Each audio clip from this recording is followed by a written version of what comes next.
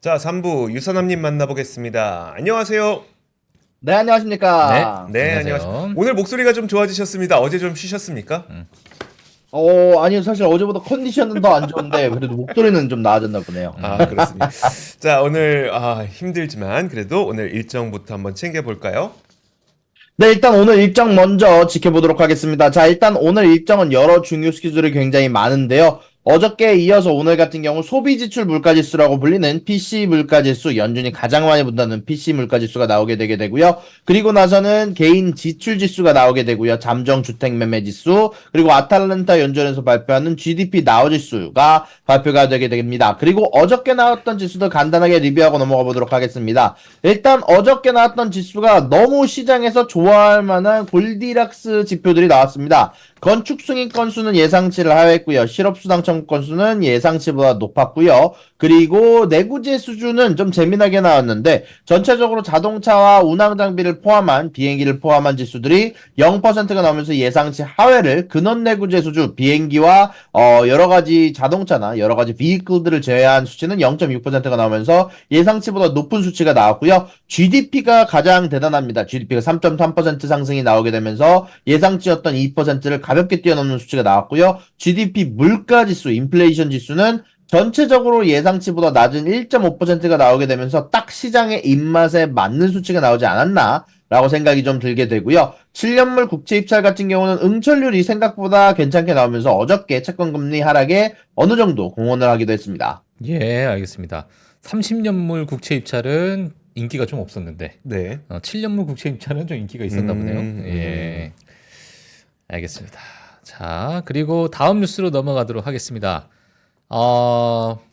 바이든이 이제 수출 시설 승인 보류를 하겠다라는 이야기가 있었습니다. 이게 이제 LNG 네. 관련된 수출 시설인 것 같은데, 자, 이 부분 좀 부탁드리겠습니다.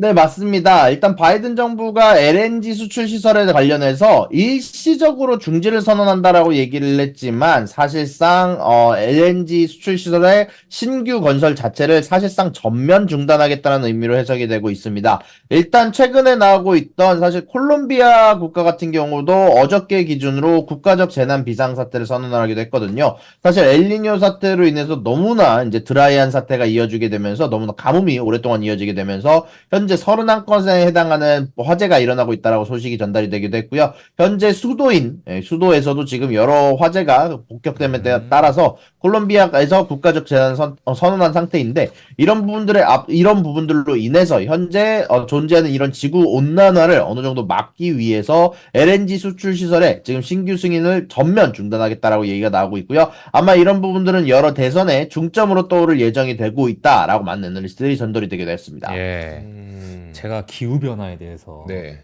엄청나게 강조를 많이 했잖아요. 네. 이렇게 정책적으로 나올 것 같아요. 콜롬비아도 지금 국가적 재난 비상사태래요. 네. 너무 건조하니까 산불이 너무 많이 나서. 음. 근데 이런 것들이 뭐 정말 뭐 미국만 좀 이쪽은 홍수가 나고 저쪽은 한파여서 뭐 깡깡 얼어붙고 있고. 네.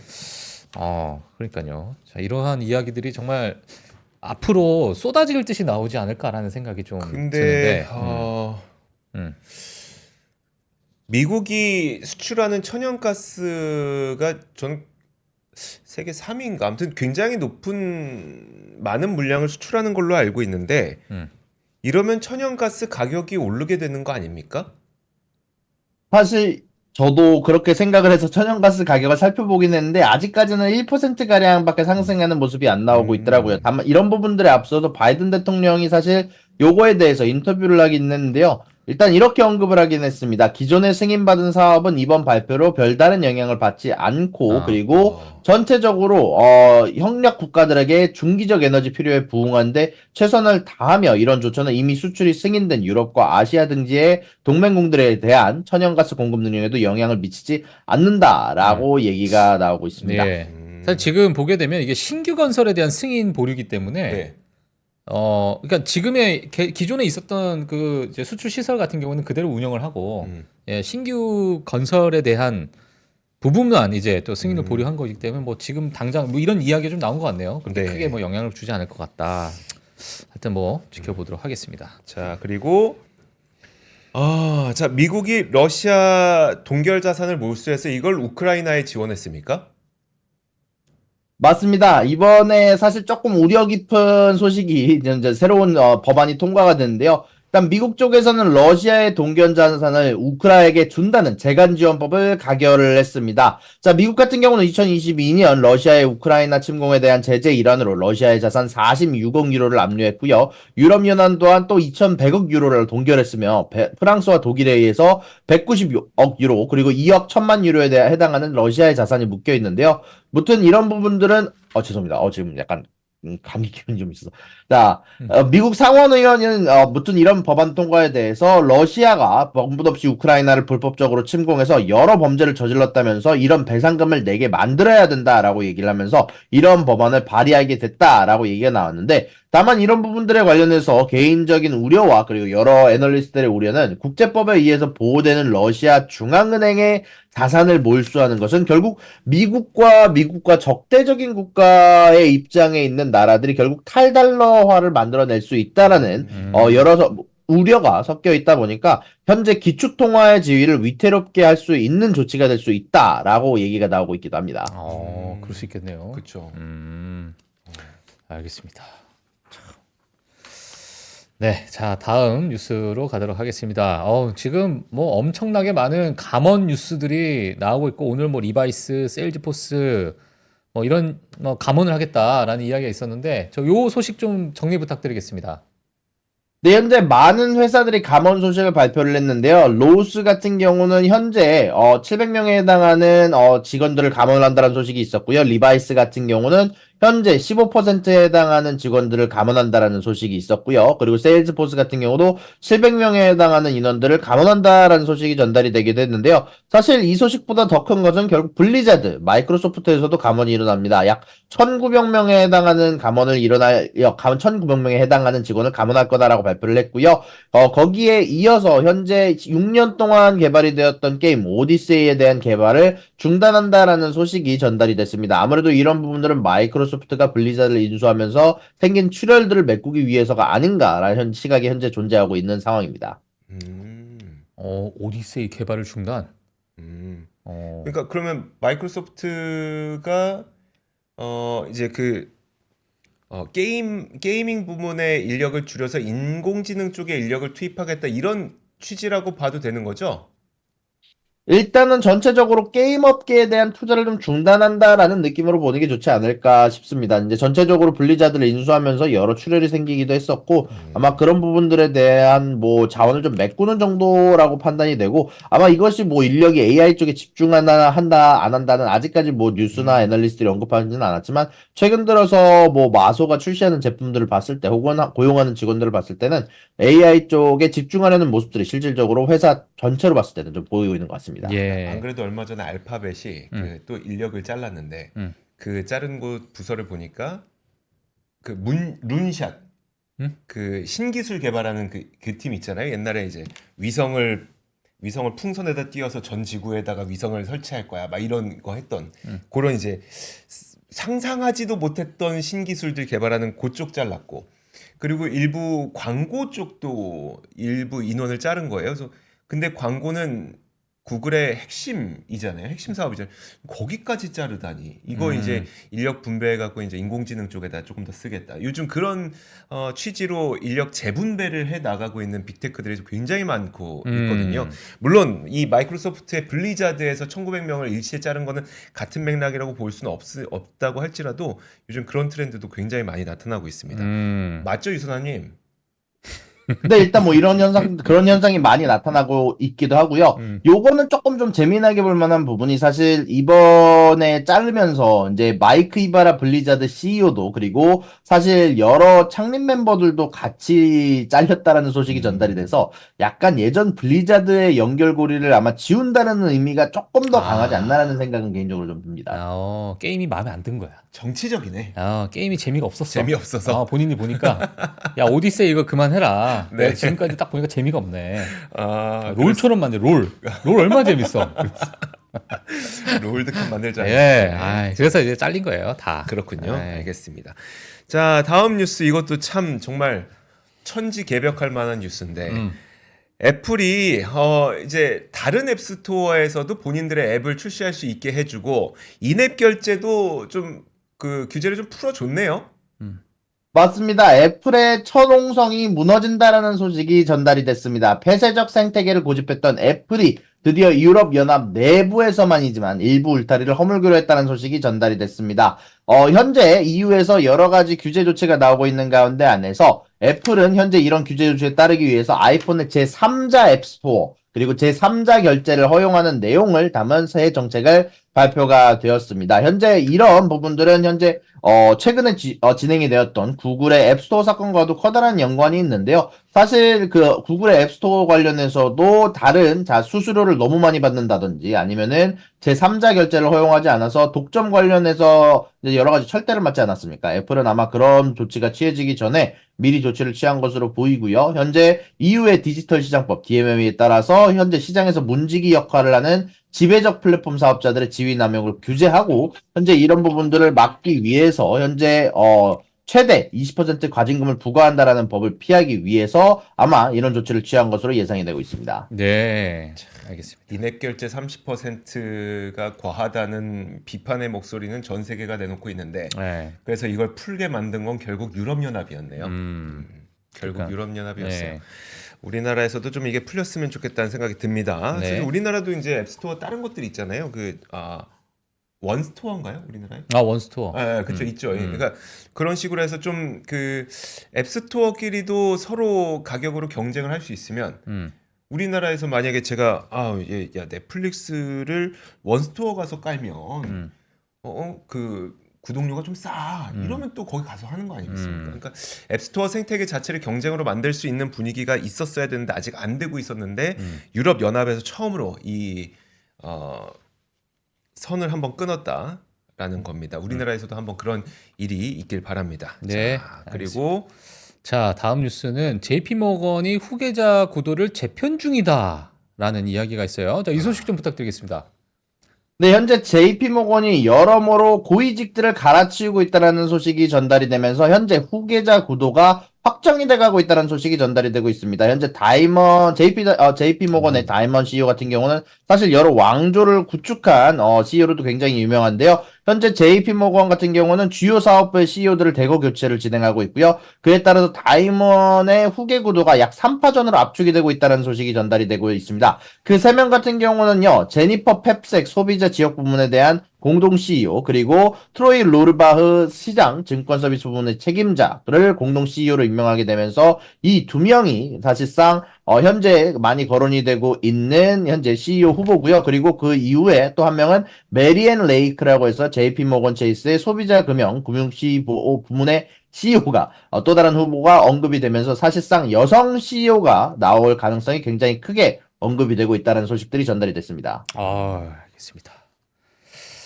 네, 자, 제이미 다이먼의 많은 이야기를 좀 들어야 되는데. 예. 근데 내려오셔도 말씀은 많이 하지 않을까요? 제이미 다이먼 자체가 브랜드잖아요. 월가의 황제 아닙니까? 일론 머스크보다 제가 볼 땐 더 심해질 수 있다. 이런 생각을 잠깐 해봅니다.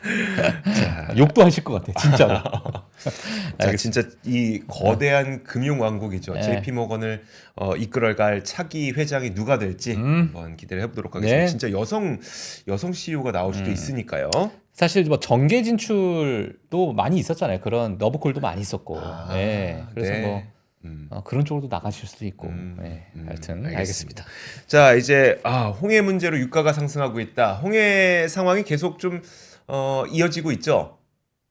네, 맞습니다. 현재 홍해에서 지속적으로 후티 반군이 현재 미국의 선박들을 공격함에 따라서 지속적으로 유가가 상승하고 있다는 소식이 전달이 됐습니다. 세계 2위 해운선사 머스크가 사실상 미국의 호의를 받는 도중 아래서 사실상 후티 반군을 통해서 공격을 받고 난 이후에 여러모로 다시 또 우회하는 루트를 고려함에 따라서 전체적으로 긴장감이 상승하고 있다는 소식이 전달이 됐고요. 그리고 사실 이것뿐만이 아니라 어저께 나왔던 여러 지표들이 사실상 골디락스를 좀 해당하는 혹은 금리 인하를 고려하지 않아도 되는 지표들이 나왔다 보니까 이런 문제로 인해서 유가가 어저께 기준으로 급등하는 현상이 좀 있었다라고 얘기 드릴 수 있을 것 같고요. 그리고 현재는 76달러로 이제 거래가 되고 있긴 하지만 어저께까지만 하더라도 77달러가 넘은 가격에서 거래가 됐었기 때문에 이런 부분들은 아마 인플레이션 관련해서 지속적으로 악재로 작용할 수 있을 우려가 나오고 있습니다.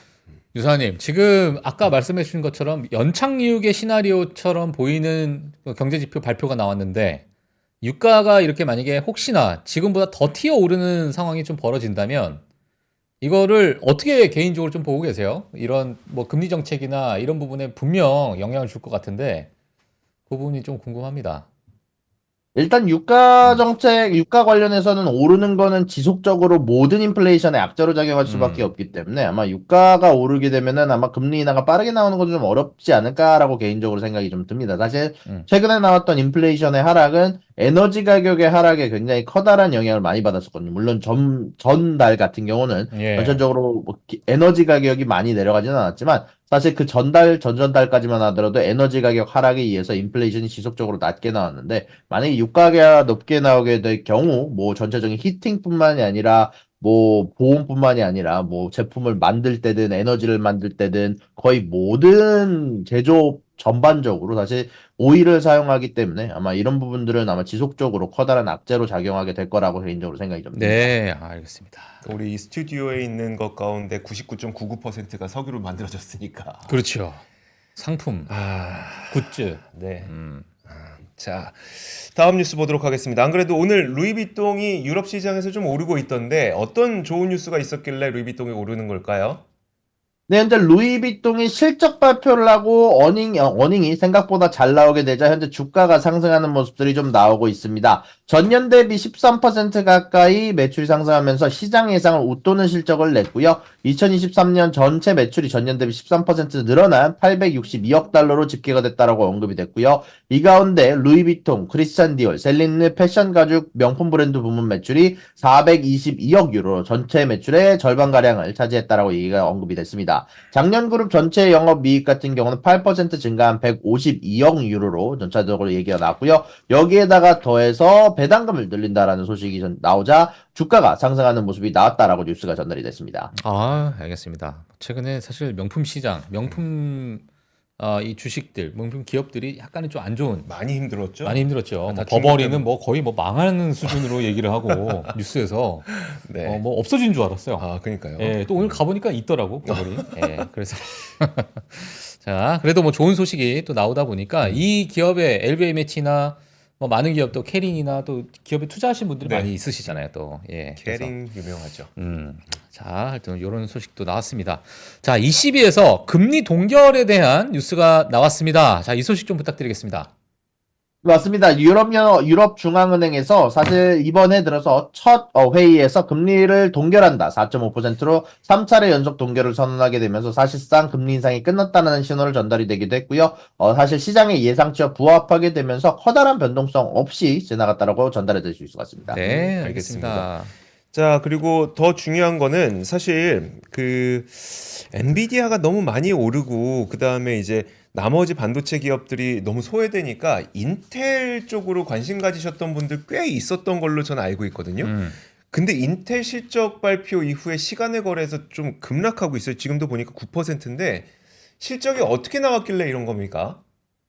네, 맞습니다. 사실 저는 어닝콜을 이거를 다 봤는데요. 사실 그리고 인텔이 이렇게까지 어닝콜을 잘 못할 줄은 몰랐습니다. 일단 전체적으로 매출과 EPS는 좋은 성적을 냈는데요. 가이던스가 커다랗게 미스가 났습니다. 사실 예상치 월가의 컨센서스 매출이 14.3회 빌리언 달러 가이던스가 다음 분기, 이번 분기죠. 이번에 앞으로 올 분기에 대해서 2024년 1분기에 대한 매출 예상치인데 이것보다 훨씬 더 낮은 가이던스를 제공했습니다. 약 12.2빌리언 달러에서 13.2빌리언 달러에 해당하는 부분만 매출이 나올 것 같다라고 언급을 하게 되면서 또한 EPS 또한 예상치보다 낮은 0.13을 제공하게 되면서 사실상 가이던스가 매출에선 11% 미스가 났고요. 그리고 EPS에서도 사실상 60%에 가까운 미스가 나게 되면서 전체적으로 이런 부분들이 맨 처음에는 약 5에서 6%가량 하락하게 만드는 단초가 되기도 했지만 여기에다 추가적으로 어닝콜에서 좀 여러모로 좀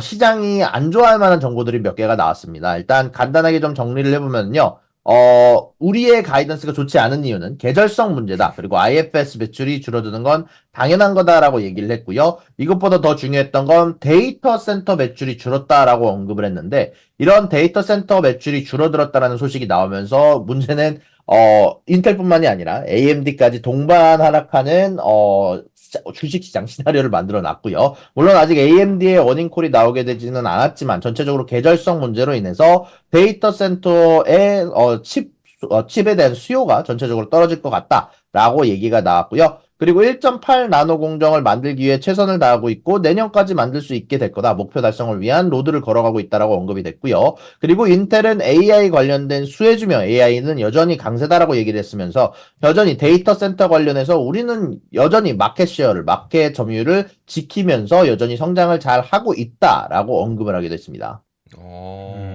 아니 그 인텔은 어쨌든 인텔이 돈을 잘 벌려면 PC가 잘 팔려야 되고 그러니까 데이터 센터에서 서버가 많이 잘 팔려야 되는데 가이던스가 낮다는 건 PC랑 데이터 센터가 별로 안 좋다는 얘기고 이게 계절적이라고 얘기한 거를 는 이제 인텔에선 계절성이라고 얘기하지만 우리가 보기에는 이건 인공지능 데이터 센터를 세우니까 너희 데이터 센터가 안 되지 라는 얘기밖에 안 나올 텐데 이렇게 보는 게 맞을까요?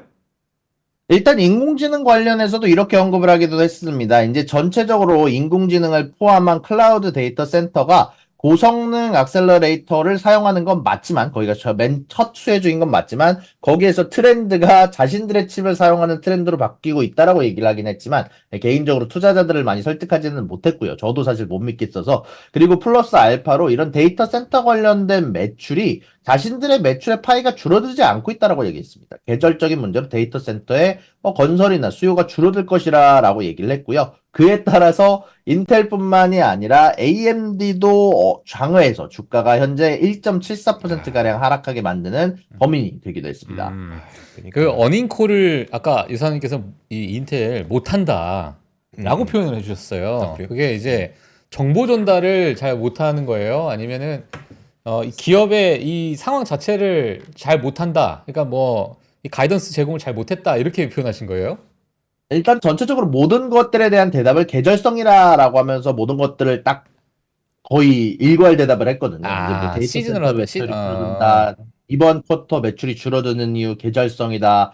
근데 문제는 거기에 대해서 계절성에 대해서 언급하는 게 왜 시장의 예상치보다 이렇게 많이 낮은지에 대해서는 명확한 답을 주지 못했습니다. 일단 12.2빌리언 달러에서 13.2빌리언 거의 시장의 예상치보다 10% 11% 적은 수준인데 이거에 관련해서 그냥 계절적으로 항상 우리는 이런 정도의 계절적으로 예상치 하회를 항상 예상해 왔다라고 얘기를 하면서 거의 모든 어닝콜에 대한 대답을 퉁치는 모습들을 보여가지고요. 전체적으로 좀 안 좋았던 것 같습니다. 그러니까 지금 보면은 야, 퉁칠 게 따로 있지? 이걸 퉁쳐? 예. 지금 보면은 CPU도 안 돼. 그다음에 메모리는 이제 바닥치고 올라오기 시작하는 거. 예. 인공지능 반도체만 잘 돼. 딱 요런 상황이네요. 지금 보니까. 그러니까 다 이제 반도체별로 다 모든 업황이 다 다르겠지만 나눠 보면 좀 그런 모양새인 것 같습니다. 알겠습니다. 자, 네. 자, 비자. 다음. 비자도 실적을 발표했습니다. 안 좋네요. 네, 맞습니다. 현재 비자도 실적을 발표하고 아메리칸 익스프레스도 실적을 발표를 했는데요. 비자 같은 경우는 매출과 EPS에서 양쪽에서 좋은 실적을 내게 됐고요. 그리고 사실 이런 부분들에 앞서서 전체적으로 가이던스를 제대로 제공해주지 않으면서 주가는 소폭 하락하는 모습으로 나오고 있고요.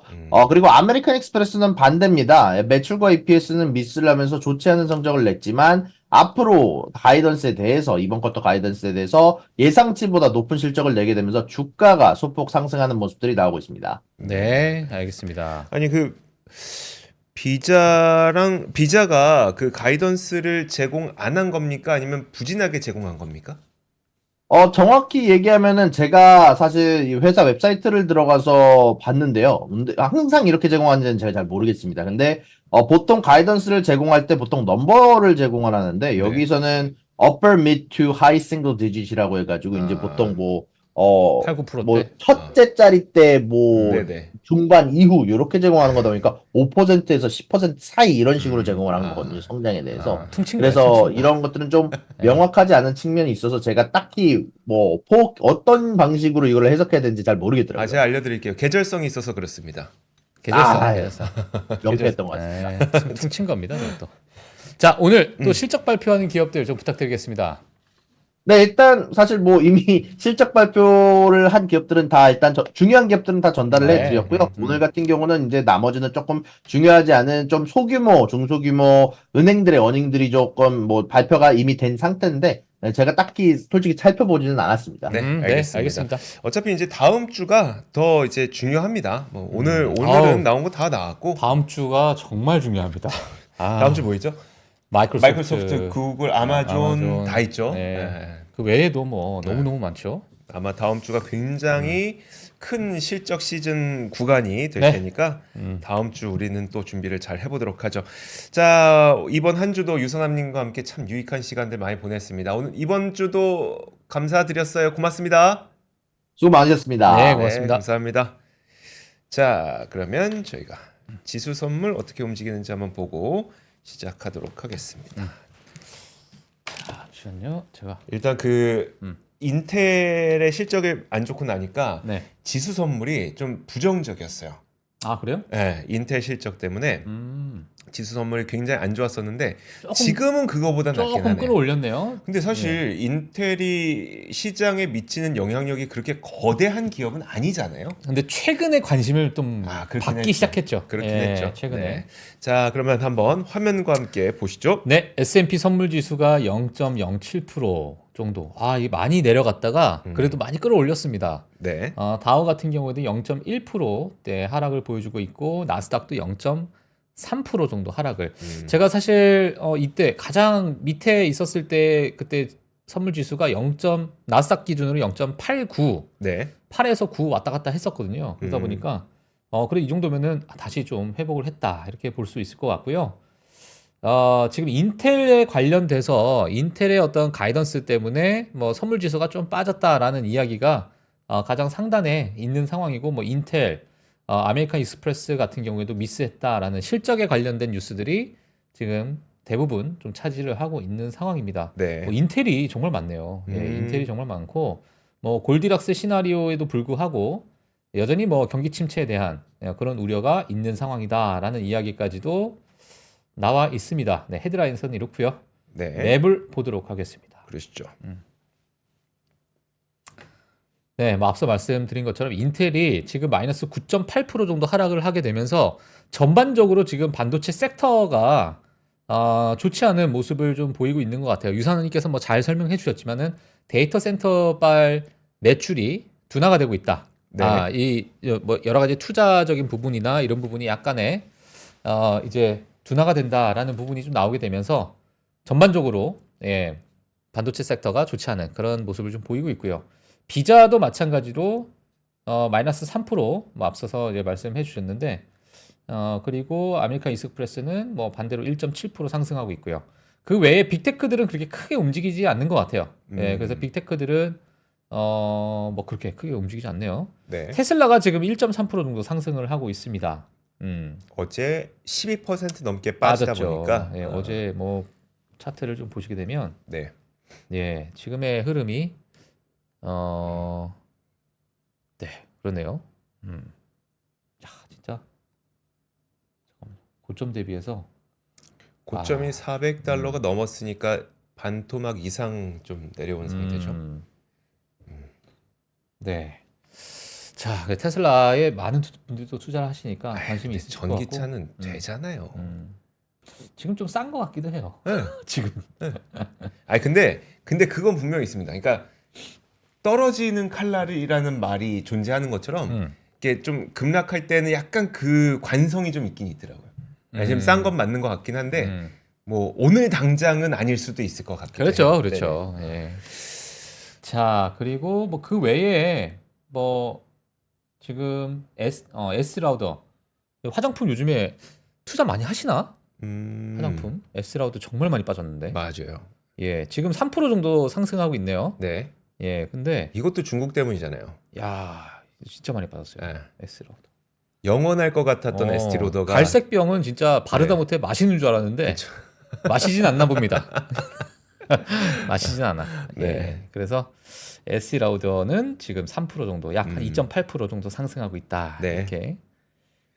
보여집니다. 예, 자. 그 외에는 뭐 유산원님께서 잘 설명해 주신 것 같아요. 일단 오늘 저기 PC 지표가 조금 전에 나왔어요. 제가 보기에는 그 수치가 그리 나빠 보이지는 않거든요. 그러니까 왜냐하면 일단 그 시장 예상치가 3%, 그러니까 전년 대비 PC가 3%였었는데 실제 2.9%가 나왔단 말이죠. 그리고 전월 대비는 0.2%가 나와서 시장 예상치도 0.2%였기 때문에 어떻게 보면 좀 이렇게 시장 컨센서스에 부합하거나 그 다음에 조금 더 나은 그런 실적을 보였어요. 특히 이제 원래 PC라고 하는 거는 우리가 CPI를 먼저 한번 보고 그 다음에 거기서 PC가 나오는 거잖아요. 그래서 PC는 뭐 이미 CPI 봤으니까 거기서 크게 달라지지 않는 한 시장의 영향력은 많지 않은데 지난번에 발표됐던 CPI 기억해 하시겠지만 좀 올랐단 말이에요. 다시 올랐단 예, 말이에요. 예. 근데 그럼에도 불구하고 PC가 이렇게 차츰차츰 계속 떨어져서 2%대까지 떨어졌다는 건 그렇게 나쁜 것 같지 않거든요.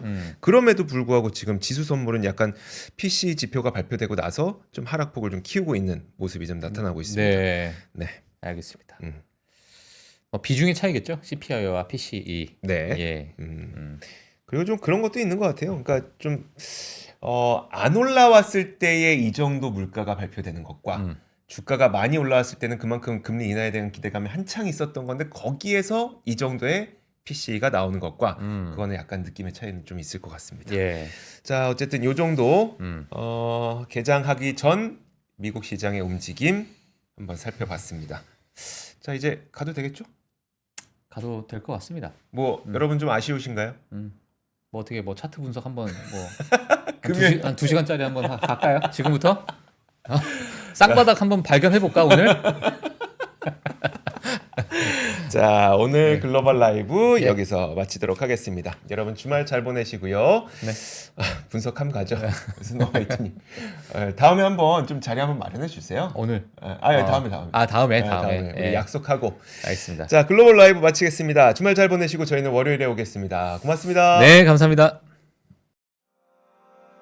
장 시작 전부터 종료까지 쏟아지는 수많은 뉴스와 정보들. 이 중에서 어떤 것이 투자에 정말 도움이 되는 정보일까요? 3프로의 증시 셔터맨 박근영 마스터가 직접 정보를 선별하고 투자의 힌트를 드립니다. 시간도 아끼고 투자 아이디어도 얻는 시간, 박근영 부장의 마켓 힌트와 함께 하세요. 자세한 사항은 3프로 TV 앱과 홈페이지를 확인하세요.